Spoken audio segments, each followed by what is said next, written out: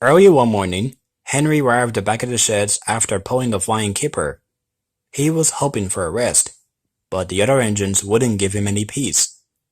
"Pooh, you don't have smell," sniffed James.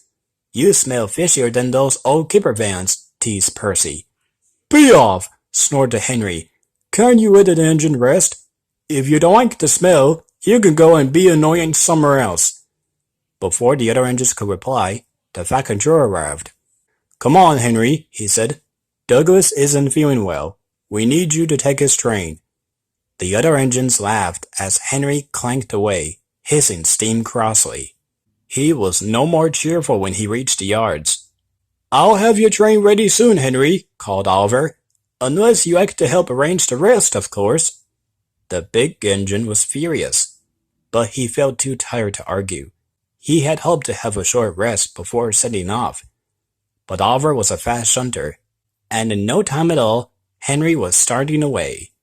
He hurried across the island, until at last he reached the other end of the line. "Now for a snooze," he hoped. But his hopes were quickly dashed. "Passenger train next, lad," called his driver. "Then the slow goods home." "Whatever next?" groaned Henry.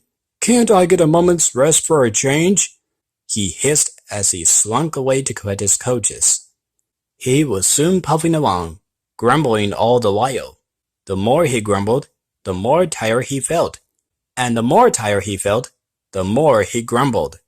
The coaches thought he was making a dreadful fuss, but Henry didn't care. At last, he reached the big station, where he was surprised to find the Fat Controller waiting for him. "I know how tired you must be feeling, Henry," he began, "but I am proud of all the hard work you've done today.